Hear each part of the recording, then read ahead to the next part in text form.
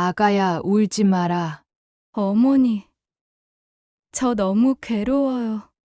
서럽게 울고 있는 며느리를 달래는 시어머니. 도대체 그녀들에게 무슨 일이 있던 것일까요? 이야기가 곧 시작해요. 시작 전에 제게 힘을 줄 수 있는 무료 버튼 구독과 좋아요 부탁드려요. 이 사연을 어느 지역에서 듣고 계신가요? 지역 이름이나 장소를 댓글로 남겨주시면 저 또한 즐거운 마음으로 인사드릴게요. 제 나이 70의 서울 아들집 소파에 앉아 무릎을 주무르며 한숨을 쉬었습니다. 평생 땅을 일구며 살아온 제게 무릎은 훈장 같은 거였죠. 하지만 몇 달 전부터 찾아온 이 지독한 통증은 저를 결국 서울까지 오게 만들었답니다. 서울 아들 집에 온 지 벌써 열흘째. 낯선 공기만큼이나 이 집의 분위기도 낯설었습니다. 예전 같았으면 시골에서 온 제게 아들 영민이는 살갑게 말을 걸고 며느리 은서는 이것저것 챙기며 제 눈치를 봤을 테지만 지금은 달랐습니다. 영민이의 표정은 언제나 그늘져 있었어요. 2달 전 갑작스럽게 회사에서 구조조정 대상이 되어 실직자가 된 후 그는 완전히 무기력에 빠져버린 것 같았습니다. 아침이면 꾸역꾸역 집을 나서지만 면접을 보러 간다는 그의 말은 빈말처럼 들렸죠. 그의 어깨는 한없이 처져 있었고 말수는 눈에 띄게 줄었답니다. 저는 그런 아들을 볼 때마다 가슴이 아팠어요. 나이 40의 실직이라니 세상 물정 모르는 저도 그게 얼마나 힘든 일인지 알 수 있었거든요. 어머님, 아침 드세요. 며느리 은서가 조심스러운 목소리로 상을 차려주었어요. 평소에 씩씩하고 똑 부러지던 아이였는데 요즘은 밥 먹는 모습도 힘겨워 보였죠. 유성그룹이라는 큰 회사에서 팀장까지 맡을 정도로 유능한 아이였는데 며칠 사이 얼굴이 반쪽이 된 것 같았어요. 그녀는 홀로 가족의 생계를 책임지고 있었답니다. 아침을 먹는 내내 은서는 숟가락만 들고 있을 뿐 제대로 된 말을 하지 않았죠. 저는 며느리의 헬쑥한 얼굴에서 고단함과 불안감을 읽었습니다. 점심때가 되어 영민이가 돌아왔어요. 그의 표정은 아침보다 더 어두웠죠. 어머니, 죄송해요. 또 떨어졌네요. 저는 괜찮다며 그를 다독였지만 속으로는 걱정이 태산 같았습니다. 그러고 보니 영민이가 실직한 후부터 이 집에 낯선 침묵이 드리워졌다는 것을 깨달았어요. 예전에는 왁자지껄 웃음꽃이 피던 집이었는데 이제는 모두가 입을 꾹 닫고 서로의 눈치만 보며 지내고 있었죠. 특히 며느리 은서의 표정이 심상치 않았습니다. 그녀의 눈에는 늘 불안과 걱정이 가득했고 제게는 말하지 못하는 무언가가 있는 것 같았답니다. 그날 저녁 은서는 평소보다 한참 늦게 퇴근했어요. 저는 그녀의 옷차림과 흐트러진 머리칼, 그리고 눈에 맺힌 눈물 자국을 보고 깜짝 놀랐습니다. 왜 이렇게 늦었나? 괜찮은 것이냐? 영민이의 걱정스러운 물음에 은서는 그냥 업무가 많아서요. 피곤해요 라고 대충 둘러대며 방으로 들어갔습니다.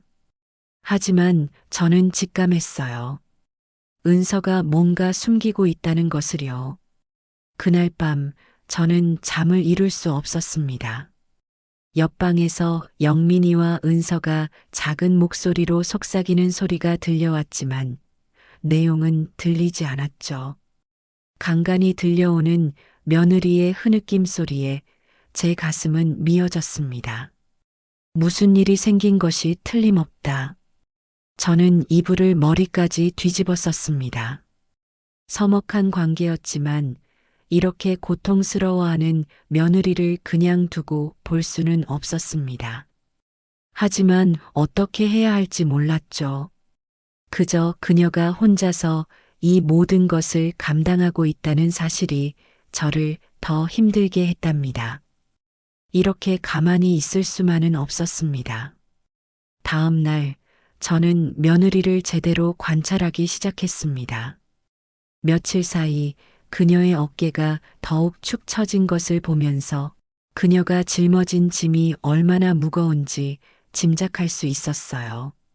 제 무릎 통증은 여전했지만 마음속은 며느리에 대한 걱정으로 가득했답니다. 저는 며느리가 뭔가 숨기고 있다는 확신을 굳혔습니다. 평소와 다른 며느리의 행동은 제 마음을 계속 불안하게 만들었죠. 며칠이 지나도 무릎 통증은 나아질 기미를 보이지 않았고 며느리 은서는 조심스럽게 제게 말을 건넸습니다. 어머님, 병원에 한번 가보시는 게 어떨까요? 제가 일하는 병원이 정형외과로 유명하답니다. 저는 며느리의 직장이라는 생각에 망설였습니다. 며느리에게 짐이 될까봐 걱정되었기 때문이었죠. 하지만 통증은 참을 수 없을 만큼 심해졌고 저는 결국 은서의 제안을 받아들이기로 했습니다. 그래. 그럼 내가 예약해다오. 네.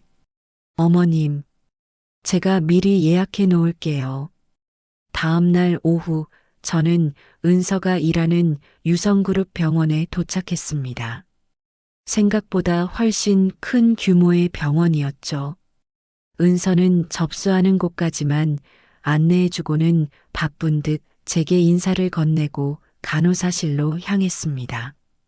저는 혼자 접수를 마치고 대기실에 앉아 제 순서를 기다렸습니다. 한참을 기다린 후에야 진료를 받을 수 있었어요. 의사 선생님은 엑스레이를 찍어 보시더니 퇴행성 관절염 초기라며 수술까지는 필요 없다고 하셨습니다. 약물 치료와 물리 치료를 병행하면 좋아질 거라는 말에 저는 안도의 한숨을 쉬었죠. 수술을 하게 되면 며느리에게 더 큰 부담을 주게 될까봐 걱정했거든요. 진료를 마치고 화장실을 찾기 위해 병원 복도를 이리저리 헤매고 다녔습니다. 병원이 너무 넓어서 길을 잃을 뻔했죠. 그러다 우연히 감사팀장실이라고 쓰인 방문을 지나게 되었답니다. 그런데 그 문틈 사이로 낯선 광경이 보였습니다. 하얀 바닥에 무릎을 꿇고 있는 낯익은 뒷모습. 바로 제 며느리 은서였죠. 팀장님, 제발 한 번만 봐주세요. 남편이 일자리를 잃어 제가 여기서 잘리면 우리 가족은 길바닥에 앉게 됩니다. 은서의 목소리는 평소와 달리 떨리고 불안했습니다. 저는 숨을 죽이고 문틈으로 그녀를 지켜보았죠. 그녀의 얼굴은 눈물로 범벅되어 있었고 손은 덜덜 떨리고 있었어요. 의자에 앉아 팔짱을 낀 채 은서를 비웃듯 내려다보는 남자, 바로 서동건 감사팀장이었죠. 길바닥에 나가든 말든 그건 내 사정이지. 나랑 무슨 상관이야. 애걸복걸한다고 내 마음이 움직일 줄 알아? 저는 그 남자의 비웃는 표정에 분노가 치밀어 올랐습니다. 우리 며느리가 왜 저 인간 앞에서 무릎을 꿇고 있는 거야? 도대체 무슨 짓을 했길래 이런 모욕을 당해야 하는 거야? 저의 심장은 격렬하게 요동쳤습니다. 무릎 꿇은 며느리는 머리를 깊숙이 조아리며 울부짖었습니다. 저 뭐든 다 하겠습니다. 청소라도 심부름이라도 팀장님이 원하시는 거 다 할 테니까 제발 쫓아내지 말아주세요. 서 팀장은 음흉한 미소를 지으며 말했습니다. 뭐든 다? 내가 원하는 거 어떤 거 해줄 건데? 저는 당장이라도 문을 박차고 들어가 저 인간의 뺨을 때려주고 싶었습니다. 제 며느리에게 감히 저런 말을 하다니. 순자의 얼굴은 벌겋게 달아올랐고 주먹은 불끈 쥐어졌습니다. 우리 며느리를 건드린 데가 뼈저리게 알게 해주마. 순간 서동건이 일어서는 소리가 들렸고 저는 급히 그 자리를 벗어나 복도 모퉁이로 몸을 숨겼습니다. 잠시 후 문이 열리고 은서가 나왔습니다. 그녀의 얼굴은 새하얗게 질려 있었고 눈가에는 눈물이 가득했죠.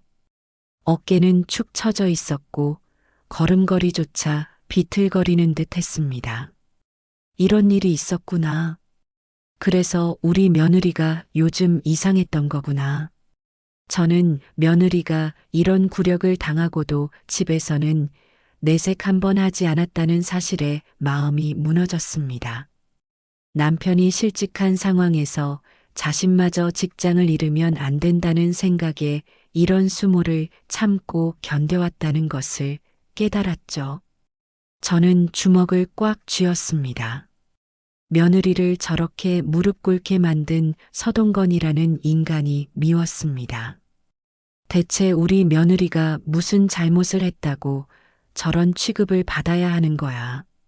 저는 화장실로 가 찬물로 얼굴을 씻으며 마음을 가라앉히려 했지만 쉽지 않았습니다. 집으로 돌아가는 길에 저는 계속 생각했죠. 내가 뭔가 도와줄 방법이 없을까? 저는 그날의 충격적인 광경을 잊을 수가 없었습니다. 며느리 은서가 무릎을 꿇고 애원하던 모습이 계속 제 눈앞에 아른거렸죠. 집으로 돌아오는 내내 제 마음은 분노와 걱정으로 무거웠습니다. 집에 도착했을 때는 이미 저녁 시간이 훌쩍 지나 있었습니다. 영민이도 아직 돌아오지 않았고 은서도 마찬가지였죠. 저는 거실 소파에 앉아 은서가 털어놓지 못했던 그날의 이야기가 무엇일지 계속 곱씹었습니다. 분명히 뭔가 큰 문제가 있을 거야. 며느리 혼자서는 해결할 수 없는 일일 테고. 밤 8시가 넘어서야 은서가 현관문을 열고 들어왔습니다. 평소보다 훨씬 늦은 시간이었죠. 저는 그녀의 모습에 놀라 그 자리에서 일어설 수밖에 없었습니다. 얼굴은 완전히 망가져 있었어요. 눈은 퉁퉁 부어 있었고 머리카락은 여기저기 헝클어져 있었습니다. 평상시 단정했던 모습은 온데간데 없었죠. 은서야, 너 왜 그러니? 제가 황급히 다가가자 은서는 그 자리에 주저앉아 엉엉 울기 시작했습니다. 그녀의 어깨는 격렬하게 들썩였고 떨리는 목소리로 어머님, 이라고만 말할 뿐이었죠.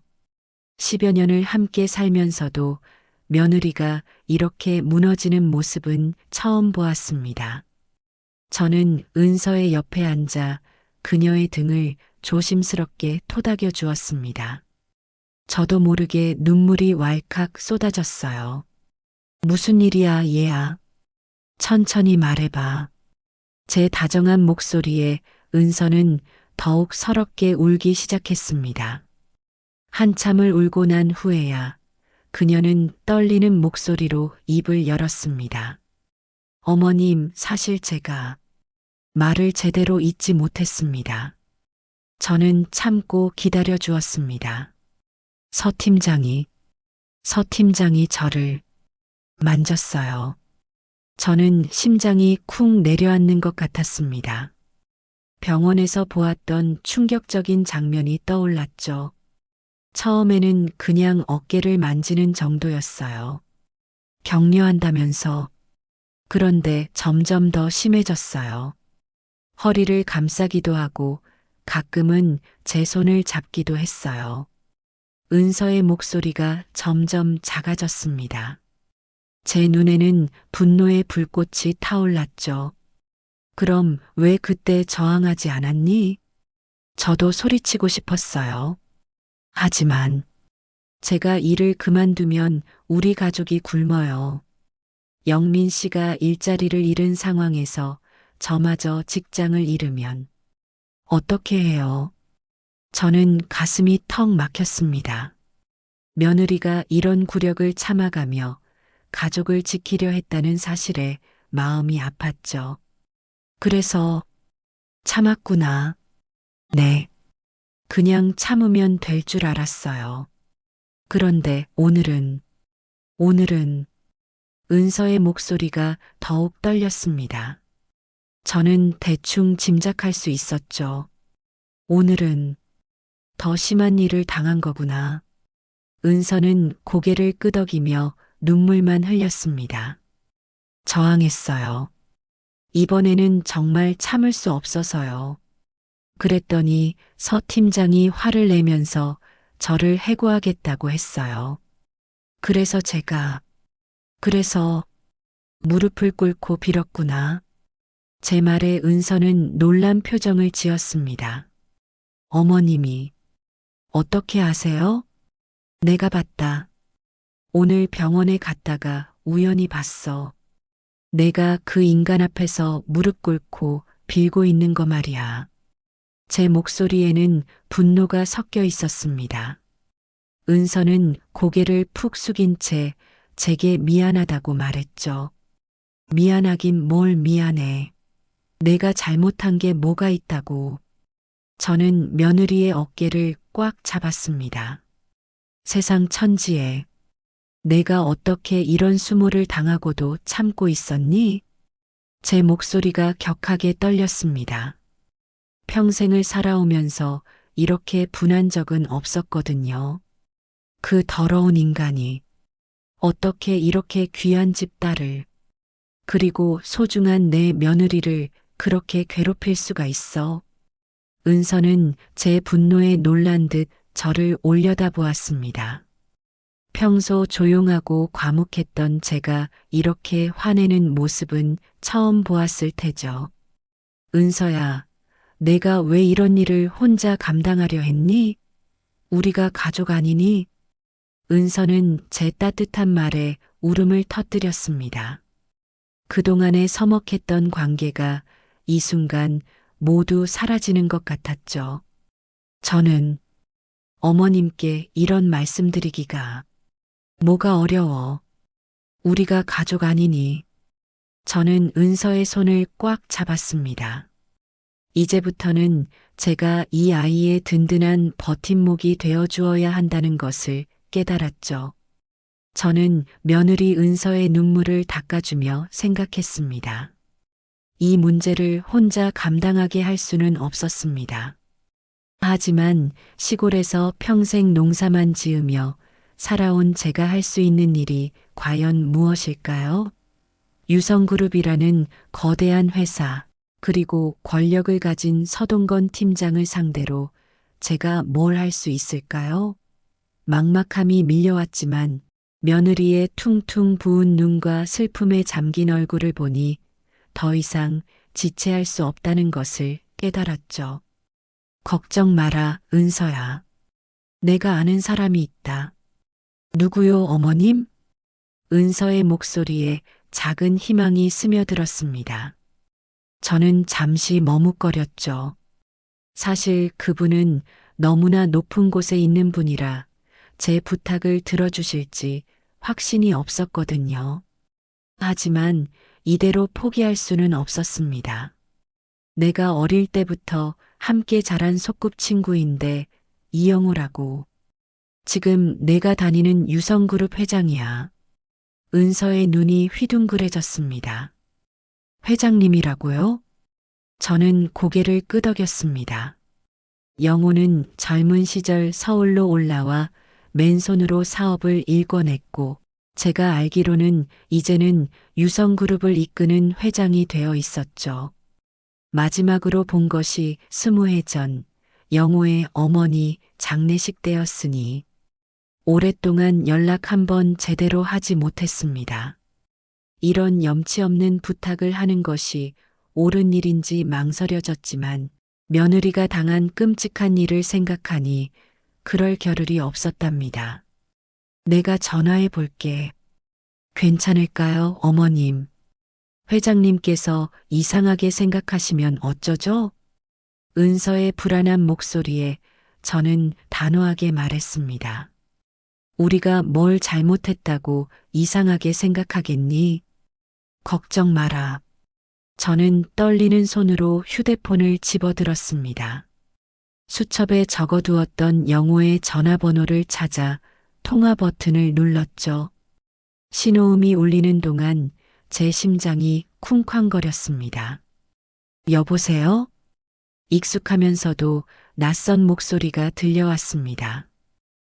영호야. 잘 지내지? 이 목소리가 설마 순자야?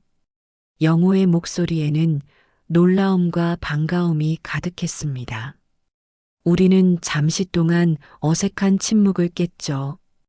20년이 넘는 세월이 흘렀지만 서로를 기억하고 있다는 사실이 신기하고 고마웠습니다. 영호야, 너 지금 유성그룹 회장하고 있다며.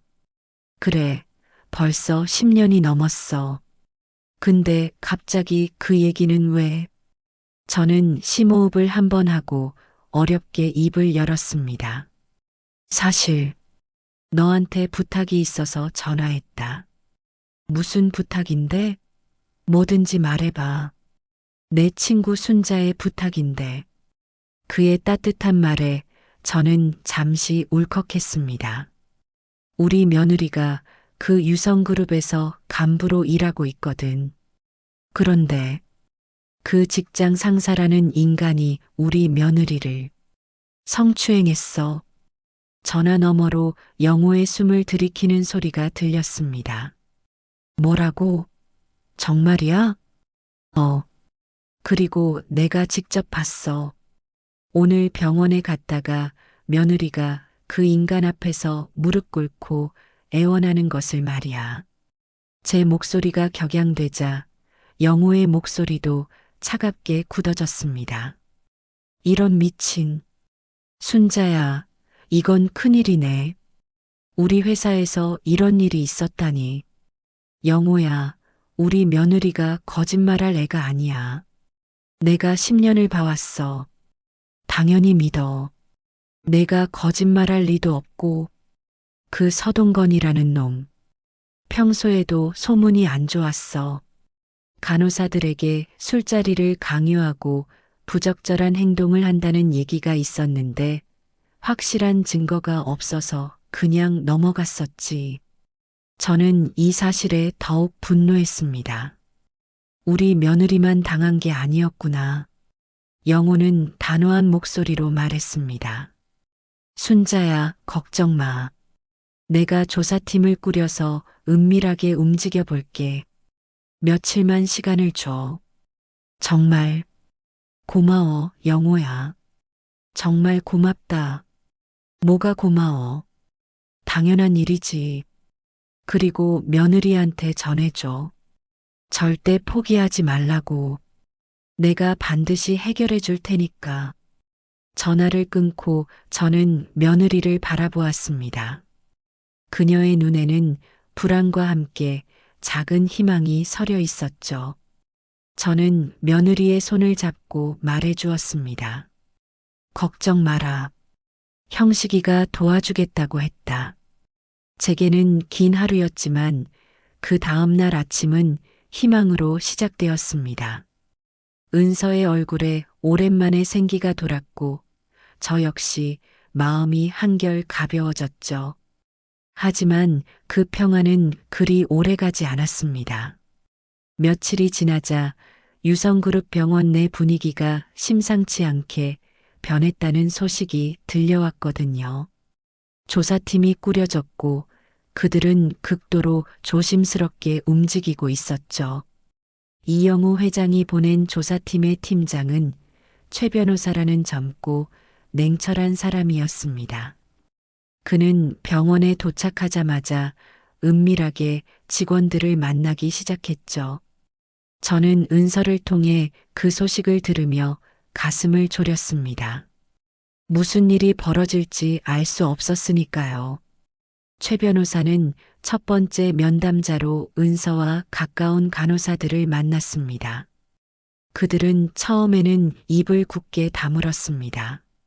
서동건 팀장의 권력과 보복이 두려웠기 때문이었죠.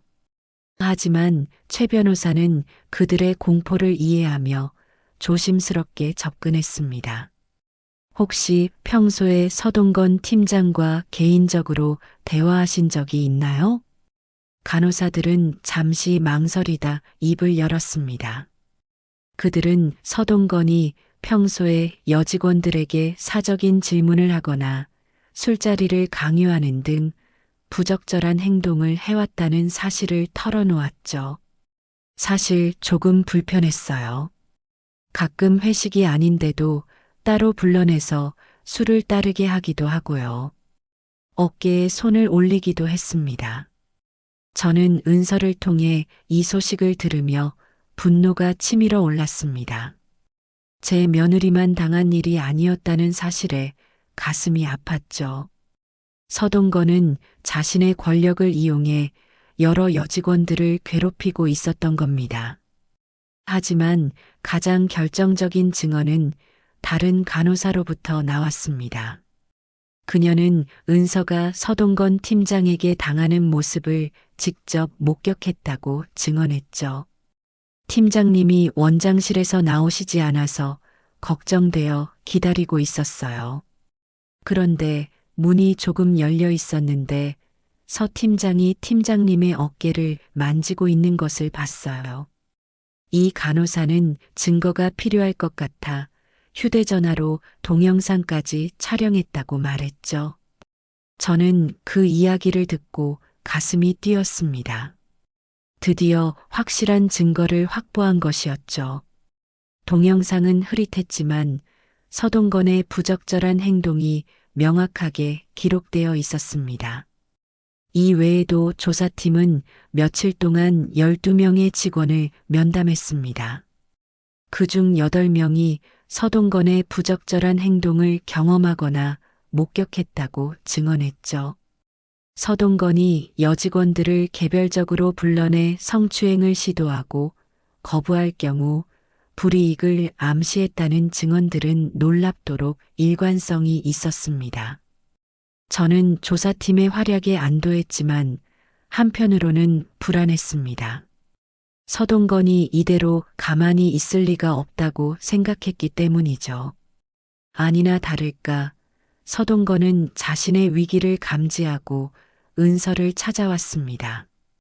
그는 회유와 협박을 번갈아 가며 은서를 압박했죠. 김 팀장, 내가 자네에게 얼마나 잘해줬는데. 우리가 서로 잘 아는 사이인데 이러지 말게. 자네가 지금 벌이는 일 때문에 자네 남편이 재취업하기도 힘들어질 수 있다는 것을 명심하게. 은서는 잔뜩 겁을 먹은 채 제게 이 사실을 털어놓았습니다. 저는 분노가 폭발하는 것을 느꼈죠. 어떻게 저렇게 비열한 인간이 있을 수 있을까요? 은서야, 걱정 마라. 저놈의 말에 흔들리지 마. 내 옆에는 내가 있다. 저는 며느리의 손을 꽉 잡고 힘을 주었습니다. 이제 곧 이 모든 것을 끝낼 때가 다가오고 있었죠. 이영우 회장은 모든 증거가 확보되었다는 최 변호사의 보고를 받고 긴급 이사회를 소집했습니다. 그리고 이사회에 저와 은서를 증인으로 초청했죠.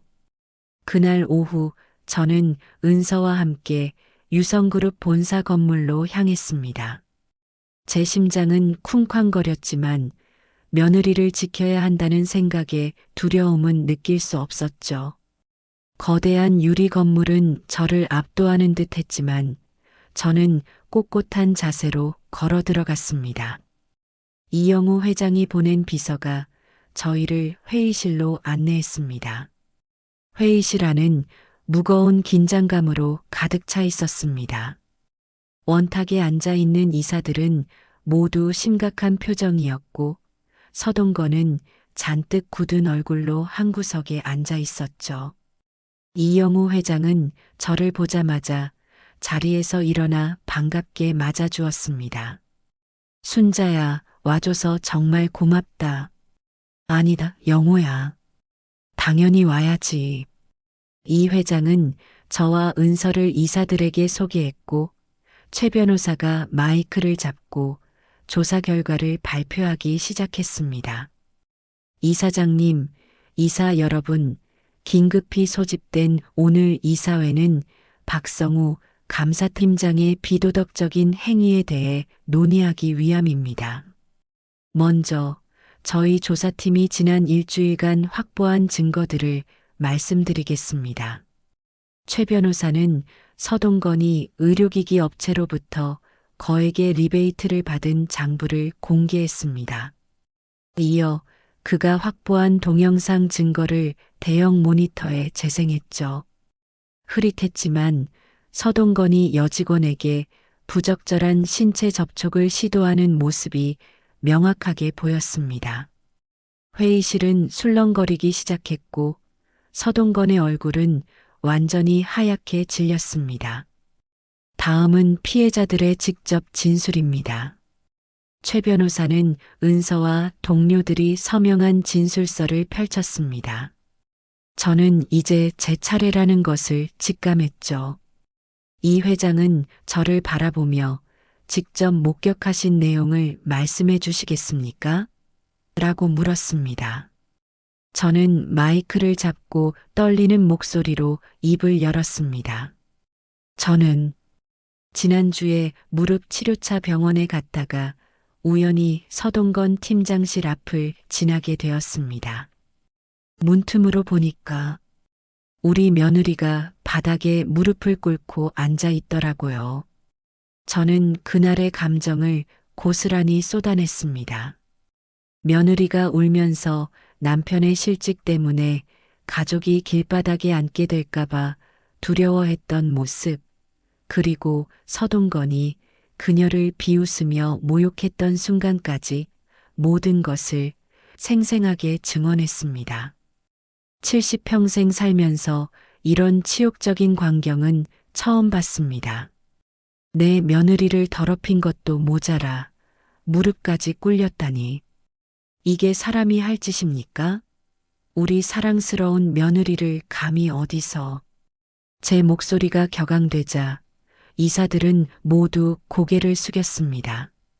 제 분노와 절규가 회의실 전체를 압도하고 있었죠. 며느리는 우리 집안의 생계를 혼자 떠맡고 있는 귀한 아이입니다. 그런 아이를 어떻게 저런 식으로 괴롭힐 수가 있어요? 더군다나 직장 상사라는 사람이 부하 직원을 저렇게 무릎 꿇게 만들고 온갖 더러운 짓을 하다니. 그때 회의실 문이 조용히 열리며 은서가 들어왔습니다. 저는 그녀를 보자마자 다가가서 꼭 안아주었죠. 은서는 제 품에 안겨 펑펑 울기 시작했습니다. 그동안 혼자 감당했던 모든 고통과 서러움이 한꺼번에 터져나왔죠. 이사들은 저희 모녀의 모습을 보며 깊은 감동을 받았습니다. 서동건의 행위가 얼마나 비인간적이었는지 새삼 깨달았죠. 은서가 눈물을 멈추고 고개를 들었습니다. 저와 은서의 눈이 마주쳤죠. 그 눈빛 속에서 우리는 처음으로 진정한 가족의 마음을 나눴습니다. 그동안의 서먹함과 오해가 모두 사라지는 순간이었죠. 이 회장은 서동건을 바라보며 단호하게 말했습니다. 박성우 감사팀장, 당신이 저지른 모든 일에 대해 해명하시오. 모든 증거가 여기 있어. 서동건은 변명할 여지도 없이 그 자리에 주저앉았고 이 회장은 이사회의 최종 결정을 발표했습니다. 박성우 감사팀장을 즉시 해임합니다. 그리고 관련 기관에 고발 조치할 것입니다. 피해를 입은 모든 직원들에게는 병원 차원에서 정식으로 사과드리겠습니다. 이사회는 만장일치로 서동건의 해임을 결정했습니다. 저는 안도의 한숨을 쉬었고 며느리의 얼굴에는 그제야 환한 미소가 피어났습니다. 이사회 결정이 내려진 후 서동건은 그 자리에 주저앉았습니다. 그의 얼굴은 완전히 하얗게 질려 있었죠. 그동안 자신이 쌓아왔던 권력과 명예가 한순간에 무너지는 것을 직감했을 겁니다. 이영우 회장은 차가운 표정으로 서동건을 바라보며 말했습니다. 박 감사팀장, 당신은 오늘부로 해고입니다. 그리고 당신의 모든 비리는 검찰에 고발될 것입니다. 더 이상의 변명은 필요 없습니다. 서동건은 아무 말도 하지 못하고 고개를 떨구었죠. 그의 눈빛에는 패배와 절망이 서려 있었습니다. 저는 그런 서동건의 모습을 보며 통쾌함과 함께 씁쓸함을 느꼈습니다. 저렇게 비열한 사람이 높은 자리에 있었다니. 회의가 끝난 후 이영우 회장은 저와 은서를 따로 만났습니다. 순자야, 정말 미안하다. 우리 회사에서 이런 일이 일어났다는 것 자체가 부끄럽다. 그리고 은서 씨, 정말 고생 많았습니다. 용기를 내줘서 고맙습니다. 은서는 고개를 숙여 감사 인사를 전했습니다. 회장님, 정말 감사합니다. 어머님이 아니었으면 저 혼자서는 절대 해결할 수 없었을 거예요. 저는 이 회장의 어깨를 두드리며 말했습니다. 영호야, 내가 잘못한 게 아니지 않니? 이렇게 해결해줘서 정말 고맙다. 내가 아니었으면 우리 며느리는 계속 고통받았을 거야. 당연한 일을 했을 뿐이다. 이제부터는 이런 일이 절대 재발하지 않도록 시스템을 완전히 개선하도록 하겠네. 이 회장의 단호한 말에 저는 안심했습니다. 오랜 친구의 도움으로 며느리가 짊어졌던 무거운 짐을 드디어 내려놓을 수 있었죠. 그날 저녁 집으로 돌아오는 길은 발걸음이 가벼웠습니다. 은서의 얼굴에는 그동안 볼 수 없었던 환한 미소가 피어 있었고 저는 그녀의 손을 꼭 잡고 걸었습니다. 집으로 돌아오자 영민이가 거실에서 저희를 기다리고 있었죠. 그는 저희의 밝은 표정을 보고 모든 일이 잘 해결되었다는 것을 직감했는지 제게 달려와 물었습니다. 어머니, 여보, 어떻게 됐어요? 다 해결되었다. 서 팀장이라는 인간은 해고당했고 법의 심판을 받게 될 거야. 이제 우리 며느리는 걱정 없이 일할 수 있단다. 영민이는 안도의 한숨을 쉬며 은서를 꼭 안아주었습니다. 여보, 왜 이런 일을 혼자 감당하려 했어? 나한테 말했으면 같이 해결했을 텐데. 당신이 힘들어하는데 이런 이야기까지 하면 너무 부담될 것 같았어요. 영민이는 은서의 등을 쓰다듬으며 말했습니다. 그게 무슨 소리야? 우리가 부부잖아. 앞으로는 무슨 일이 있어도 나한테 먼저 말해줘. 저는 두 사람이 서로를 의지하며 다시 일어서려는 모습을 보며 마음이 따뜻해졌습니다. 서먹했던 가족 관계가 이 사건을 계기로 더욱 단단해진 것 같았거든요. 이사회 결정 이후 서동건 전 감사팀장의 몰락은 순식간에 일어났습니다. 저는 신문과 뉴스에서 그의 비리가 보도되는 것을 보며 통쾌함을 느꼈죠. 전직 유성그룹 감사팀장 직권 남용 및 성추행 혐의로 구속이라는 헤드라인은 그의 추악한 행적이 만천하에 드러났음을 알리고 있었습니다. 이제야 정의가 바로 섰다는 생각에 마음이 편안해졌습니다. 며칠 후 은서는 저와 함께 병원에 갔습니다. 이영우 회장이 모든 피해 직원에게 사과하고 새로운 원장을 선임했다는 소식을 들었기 때문이죠. 병원의 분위기는 완전히 달라져 있었어요. 그동안 서동건의 횡포에 짓눌려 있던 직원들은 해방감을 느끼는 듯 보였죠. 특히 은서의 동료들은 그녀에게 다가와 진심 어린 위로와 감사를 전했습니다. 팀장님, 정말 고생 많으셨어요. 팀장님 덕분에 우리 모두가 구원받았어요. 동료들의 따뜻한 말에 은서의 눈시울이 붉어졌습니다. 혼자 감당해야 한다고 생각했던 고통이 이렇게 많은 사람들에게 공감받고 있다는 것을 깨달았을 거예요. 저는 그런 며느리의 모습을 보며 자랑스러웠습니다. 은서는 더 이상 불안해하지 않았고 당당하게 병원으로 복귀했습니다. 그녀의 어깨는 예전처럼 펴져 있었고 얼굴에는 환한 미소가 피어났죠. 저녁이 되어 은서가 집으로 돌아왔을 때 저는 현관에서 며느리를 맞이했습니다. 어떻게 됐니? 잘 됐어? 네, 어머님. 동료들이 모두 저를 지지해줘서요. 정말 홀가분해요. 저는 은서를 꼭 안아주었습니다. 며느리가 이렇게 행복해하는 모습을 보니 저도 기뻤습니다. 이제야 진정한 가족이 된 것 같은 느낌이 들었죠. 어머님, 정말 고마워요. 어머님이 아니었으면 저 혼자서는 절대 해결할 수 없었을 거예요. 은서는 진심을 담아 말했습니다. 저는 며느리의 손을 잡고 말했죠. 뭘? 우리가 가족인데 당연한 일이지. 우리는 거실 소파에 나란히 앉아 이야기를 나누었습니다. 그동안 며느리가 겪었던 고통과 두려움에 대해 더 깊이 알게 되었죠. 사실 처음에는 정말 무서웠어요. 제가 잘못될까봐. 그런데 어머님이 도와주신다고 했을 때 정말 든든했어요. 은서의 고백에 제 마음은 따뜻해졌습니다. 그동안의 서먹함과 오해가 모두 사라지는 순간이었죠.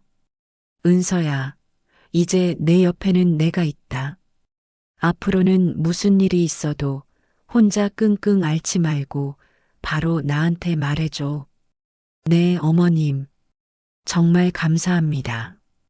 그때 현관문이 열리고 영민이가 들어왔습니다.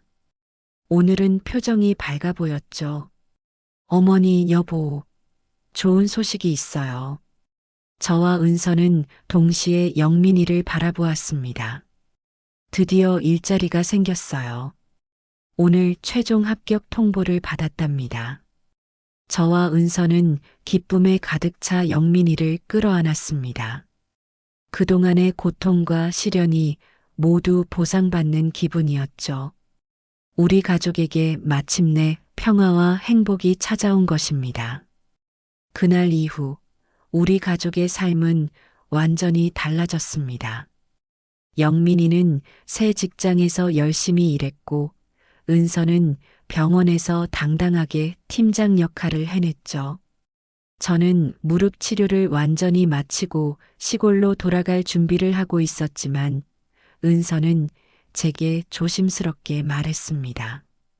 어머님, 시골 내려가지 마시고 저희와 함께 사시면 좋겠어요.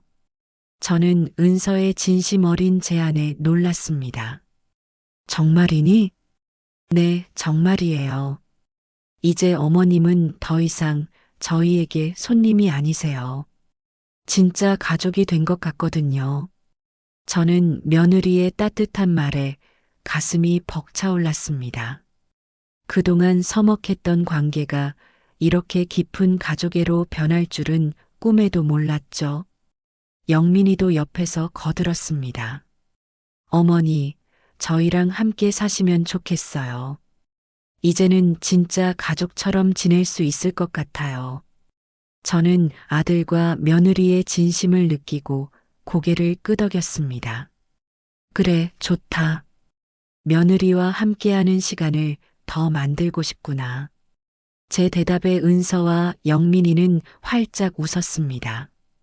그동안의 시련을 함께 극복하면서 우리 가족의 유대감은 더욱 단단해졌죠.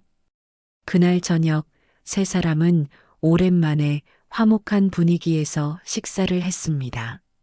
식탁 위에는 따뜻한 온기와 웃음소리가 가득했습니다. 어머니, 정말 감사해요. 저희 가족을 지켜주셔서요. 영민이의 말에 저는 아들과 며느리를 번갈아 보며 미소 지었습니다. 뭘 당연한 일이야. 우리가 가족인데. 며칠 후 은서는 완전히 일상으로 복귀했습니다. 병원에서의 업무는 예전보다 훨씬 수월해졌고 동료들과의 관계도 더욱 돈독해졌죠. 서동건이 물러나고 새로 부임한 원장은 인품과 실력을 모두 갖춘 사람이었고 병원의 분위기는 180도 바뀌었습니다. 저는 더 이상 무릎 통증으로 고생하지 않았고 며느리와 함께 장을 보러 가거나 공원을 산책하며 즐거운 시간을 보냈습니다. 며느리와의 대화는 이제 전혀 어색하지 않았죠. 그녀는 제게 직장에서 있었던 일들을 시시콜콜 이야기해 주었고 저는 진심으로 귀 기울였습니다. 어머님, 이제 정말 가족같이 지내는 것 같아서 행복해요. 은서의 말에 저는 따뜻한 미소를 지었습니다. 저 역시 이 집에서 그리고 이 가족 안에서 진정한 행복을 느끼고 있었으니까요. 시련을 함께 이겨낸 우리 가족은 더욱 단단해졌습니다. 서로의 아픔을 보듬고 서로에게 힘이 되어주는 것, 그것이 바로 진정한 가족이라는 것을 깨달았죠. 이 이야기는 여기서 끝이 납니다. 우리가 겪은 모든 시련은 결국 더 큰 사랑과 이해를 얻기 위한 과정이었답니다.